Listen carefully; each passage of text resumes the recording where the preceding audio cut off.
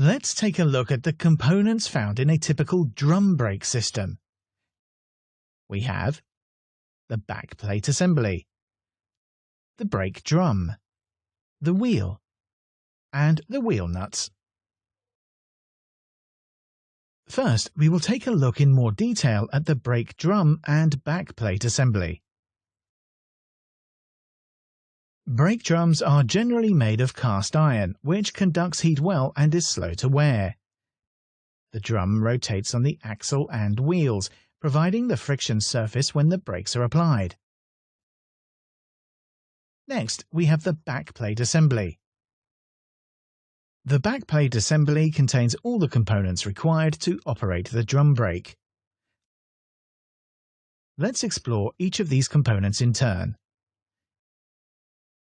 The backplate remains stationary and provides a fixed base for the other components to attach. Next, we have the brake shoes. Brake shoes consist of a steel frame fitted with friction material or brake lining.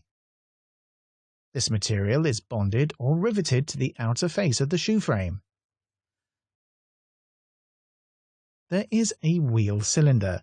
The wheel cylinder is connected to the hydraulic system and contains pistons which are forced outwards by hydraulic pressure when the brake pedal is pressed. Shoe retaining springs pull the brake shoe down onto the backplate, keeping it in position.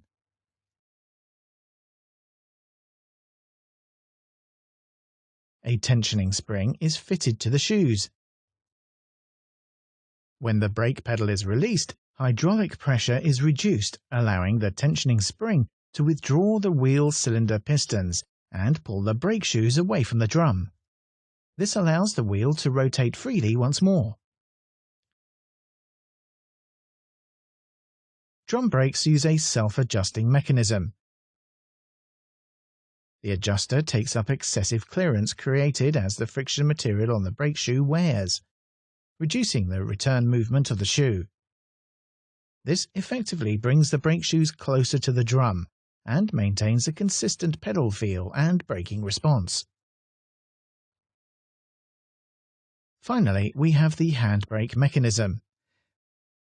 The handbrake cable enters the drum through the backplate and connects to the brake shoe lever arm. Cable, electronic, and hydraulic systems are found in handbrakes, but in our example, cables are used to activate the rear brakes.